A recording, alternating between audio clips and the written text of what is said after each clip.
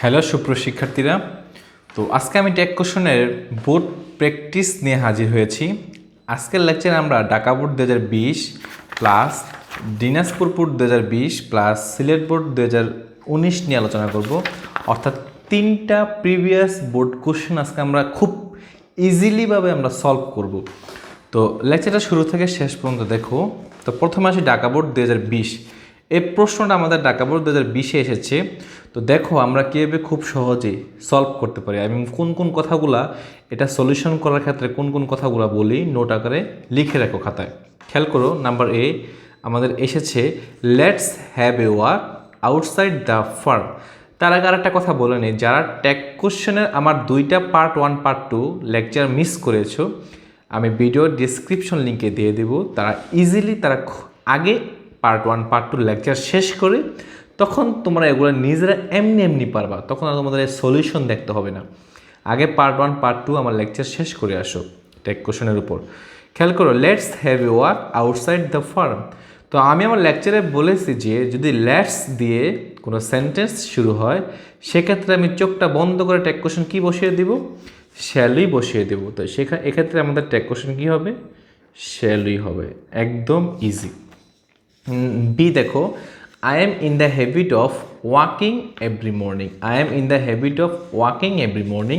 এখানে সাবজেক্ট আমাদের I, R auxiliary verb আমাদের কি রয়েছে? এখানে এম রয়েছে। এটাই অক্সিলারি ভার্ব, এটা এখানে কি ভার্ব? Main verb. তো যাই থাকুক না কেন, এটা হচ্ছে আমাদের প্রেজেন্ট ইনডিফিনিট টেন্স। তো আই এম, তো সাবজেক্টের পর যেহেতু অক্সিলারি ভার্ব এম রয়েছে, এটাই মেইন ভার্ব ধরা যায়, এটাই অক্সিলারি ভার্ব। তো আমি বলেছি am is are, was, were, have, has, had, would, to, must, need, dare এইসব থাকলে সরাসরি এগুলাই বসবে। আর যদি সেন্টেন্সটা আমাদের অ্যাফার্মেটিভ হয়, ট্যাগটা কী হবে? নেগেটিভ। তাহলে এম নটকে যদি তুমি নেগেটিভ করো তাহলে কি হয়? তুমি এম নট লিখলেও সমস্যা না, অথবা আর নট লিখলে সবচেয়ে বেটার হয়। তাহলে আর নট, আর আইয়ের প্রোনাউন ফর্ম হচ্ছে আই, আইটা অবশ্যই বলাতে হবে। তাহলে আর নট আই, একদম ইজি। তারপর C, morning entertains us with fresh air. এখানে মর্নিং হচ্ছে আমাদের মেইন বার সাবজেক্ট, আর এন্টারটেইন হচ্ছে আমাদের মেইন বার। এন্টারটেইন থেকে এন্টারটেইনস। তো আমি বলেছি যে যেহেতু এন্টারটেইন থেকে এন্টারটেইনস, এটা হচ্ছে আমাদের প্রেজেন্ট ইনডিফিনিট টেন্স। আর প্রেজেন্ট ইনডিফিনিট টেন্স আমাদের টেক কোশ্চেন ডু অথবা ডাজ দিয়ে শুরু হয়। এক্ষেত্রে ডাজ হবে কেন? এন্টারটেইনস যেহেতু এস রয়েছে, তো 99.99% ক্ষেত্রে যদি এস বা এস থাকে কোন ভার্বের শেষে, সেক্ষেত্রে আমাদের ডু না বসে ডাজ বসে। তো এখানে ডাজ থেকে ডাজ নট। ডাজ নট কেন হবে? কারণ এটা হচ্ছে আমাদের অ্যাফার্মেটিভ সেন্টেন্স, আর অ্যাফার্মেটিভ সেন্টেন্স হলে ট্যাগটা কী হবে? নেগেটিভ হবে, অর্থাৎ ডাজ থেকে ডাজ নট হলো। আর মর্নিং যেহেতু সকাল, তো এটা প্রোনাউন হচ্ছে ইট। আর এটির সাথে আমরা সবসময় কী জানি? ডাজ নট হয়, কখনো ডোন্ট হয় না। তাহলে ডাজ নট ইট। তারপর ডি খেয়াল করো, no one should miss the opportunity. No one should miss the opportunity. এখানে নো ওয়ান হচ্ছে সাবজেক্ট, আর শুড হচ্ছে আমাদের অক্সিলারি ভার্ব, আর মিস হচ্ছে আমাদের মেইন ভার্ব। তো আমি বরাবরই বলে এসেছি যদি আমাদের অক্সিলারি ভার্ব থাকে সেক্ষেত্রে মেইন ভার্বের চিন্তা না করাই বেটার। তো এখানে নো ওয়ানের পর কী রয়েছে? অক্সিলারি ভার্ব শুড রয়েছে। তো আমি শুড আগে লিখে নেই। এবার শুডের সাথে কি আমি নট যোগ করব না করব না? অবশ্যই করব না, কারণ নো ওয়ান হচ্ছে আমাদের কি?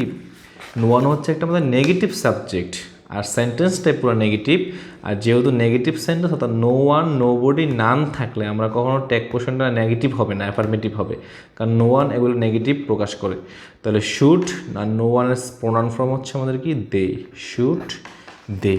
আশা করি বুঝতে পেরেছ। নাম্বার রুলস ই এক্সাম্পল হচ্ছে have a try to form this habit of morning walk. Have a try to form this habit of morning walk. সেন্টেন্সটা পরে সহজে বুঝতে পারছো যে এটা হচ্ছে আমাদের ইম্পারেটিভ সেন্টেন্স, অর্থাৎ ইম্পারেটিভ সেন্টেন্সে আমাদের বারবার বেস ফ্রম দিয়ে শুরু হয়। আর বারবার বেস ফ্রম দিয়ে শুরু হলে আমাদের টেক কোশ্চেনটা কী হবে? Will you. একদম সহজ, একদম বন্ধু শিক্ষার্থীরা ঢাকা বোর্ড 20-এ আমাদের দেখো একদম ইজিলি সলিউশন। এটা আমাদের ঢাকা বোর্ড 20-এ এসেছিল। তো কেউ যদি পার্ট 1 পার্ট 2 লেকচার আমার শেষ করে, তাহলে এরকম হাজার ও হাজার এক্সাম্পল দিয়ে সে টেক কোশ্চেন শেষ করতে পারবে, আর সে 5-এ 5 পাবে ইনশাল্লাহ। দিনাজপুর বোর্ড 2020 খেয়াল করো। প্রথমে আসি number A, the freedom fighters are the real heroes.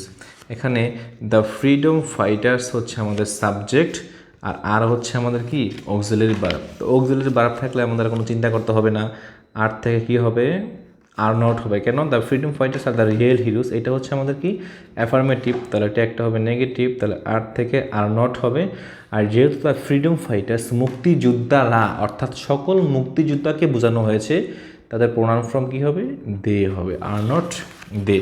দেখো nothing is greater than their sacrifice, nothing is, হ্যাঁ, তো ইজ যেহেতু আছে আমরা আগে ইজ লিখে দেব, কারণ তো ইজ লিখলাম। এবার নাথিং থাকলে কি হয়?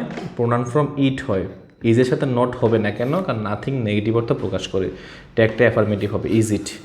দেয়ার contribution to our country will always be remembered, their contribution তাদের অবদান, দেখো উইল অলওয়েজ বি রিমেম্বার্ড, এখানে উইল হচ্ছে আমাদের কি অক্সিলারি ভার্ব, আর their contribution to our country এটা হচ্ছে আমাদের কি সাবজেক্ট।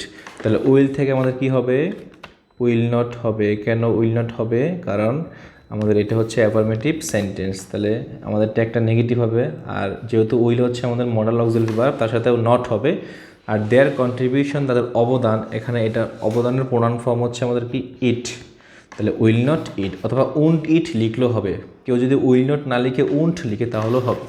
তারপর ডি দেখো, we should never neglect them, তাহলে নেভার কিন্তু আমাদের নেগেটিভ অর্থ প্রকাশ করে। আমি লেকচারে বলেছি যে নেভার, তারপর সেলডম, তারপর স্কেটসলি, তারপর হার্ডলি, হ্যাঁ, এগুলো থাকলে আমাদের কি ফিউ, লিটল, নেগেটিভ অর্থ প্রকাশ করে একটা সবসময় কী হবে? অ্যাফার্মেটিভ হবে। তাহলে উই শুড, শুড যেহেতু আমাদের অক্সিলারি ভার্ব, তাহলে শুড আগে লিখে নিলাম। আর প্রোনাউন ফর্ম কী রয়েছে আমাদের? উই, প্রোনাউন ফর্ম হচ্ছে উই শুড নট হবে না, কারণ নেভার হচ্ছে নেগেটিভ অর্থ প্রকাশ করে, এটা একটা অ্যাফার্মেটিভ হবে।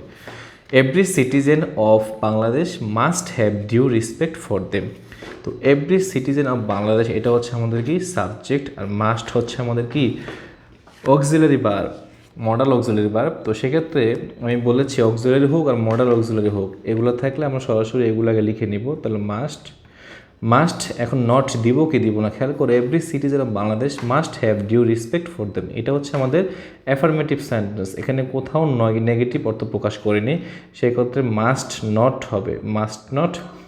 এভরি সিটিজেন অফ বাংলাদেশ, এভরিযুক্ত সকল সাবজেক্টই আমাদের প্রোনাউন কী হয়? দে হয়, তাহলে মাস্ট নট দে হবে।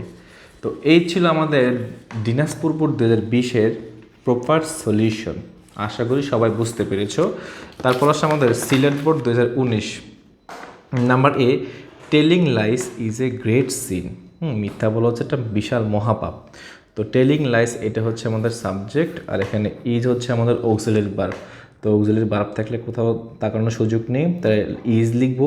এবার নট লিখবো কিনা, দেখো telling lines is a great sin, এটা হচ্ছে আমাদের অ্যাফার্মেটিভ সেন্টেন্স, সেক্ষেত্রে অবশ্যই নট হবে ইজের সাথে।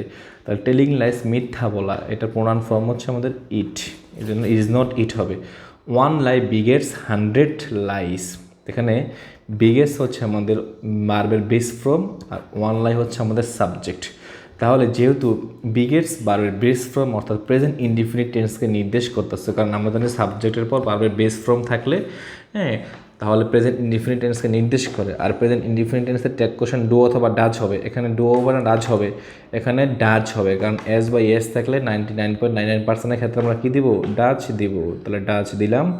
যেহেতু এটা আমাদের অ্যাফার্মেটিভ সেন্টেন্স, তাহলে এটা কী হবে? নেগেটিভ হবে, ডাজ নট। আর ওয়ান লাই একটা মিথ্যা, এটা প্রোনাউন ফর্ম হচ্ছে আমাদের ইট, ডাজ নট ইট, খুবই সহজ। সি দেখো, নান বিলিভস এ লায়ার, কেউ মিথ্যাবাদীকে বিশ্বাস করে না, এখানে বিলিভস হচ্ছে আমাদের মেইন ভার্ব, নান হচ্ছে আমাদের সাবজেক্ট। তাহলে বিলিভস যেহেতু এস বা এস রয়েছে, তো এখানে ডু অথবা ডাজ হবে। আমি যদিও বলেছি যে এস থাকলে ডাজ হয়, কিন্তু এক্ষেত্রে ডাজ হবে না, কেন? খেয়াল করো, এখানে ডো হবে। কেন ডো হবে? খেয়াল করো, সাবজেক্ট, নানের সাবজেক্ট হচ্ছে প্রোনাউন ফর্ম হচ্ছে আমাদের কি দে, তাহলে দে এর সাথে কি ডো হবে না ডাজ হবে? সবসময় দে এর সাথে ডো হবে, কোনো ডাজ হবে না। আর ডোন্ট দে কেন হলো না? খেয়াল করো, কারণ যেহেতু নান হচ্ছে নেগেটিভ একটা সাবজেক্ট, তাহলে এই পুরো সেন্টেন্সটা আমাদের নেগেটিভ অর্থ প্রকাশ করে, সেক্ষেত্রে আমাদের ডোন্ট হবে না, অবশ্যই একটা কী হবে? অ্যাফার্মেটিভ হবে, অর্থাৎ ডু দে। আমরা জানি nothing, no one, none, nobody, এগুলো আমাদের নেগেটিভ অর্থ প্রকাশ করে, সাবজেক্ট হিসেবে থাকলে এগুলো নেগেটিভ অর্থ প্রকাশ করে, ট্যাগটা অবশ্যই কী হবে? অ্যাফার্মেটিভ হবে। তারপর হচ্ছে D, he has to lead a miserable life, he has to lead a miserable life. এখানে হ্যাজ হচ্ছে আমাদের অক্সিলারি ভার্ব, তাহলে হ্যাজ থেকে হ্যাজ নট, আর প্রোনাউন ফর্ম হচ্ছে কি আমাদের হি, হ্যাজ নট হি, যেহেতু এটা একটা আমাদের নেগেটিভ, কারণ আমাদের সেন্টেন্সটা হচ্ছে অ্যাফার্মেটিভ, এই জন্য হ্যাজ থেকে হ্যাজ নট, প্রোনাউন হি আছে, হি এর প্রোনাউন ফর্ম হচ্ছে হি। তারপর so number E, all of us would to refrain from telling lies. এটা কি হবে?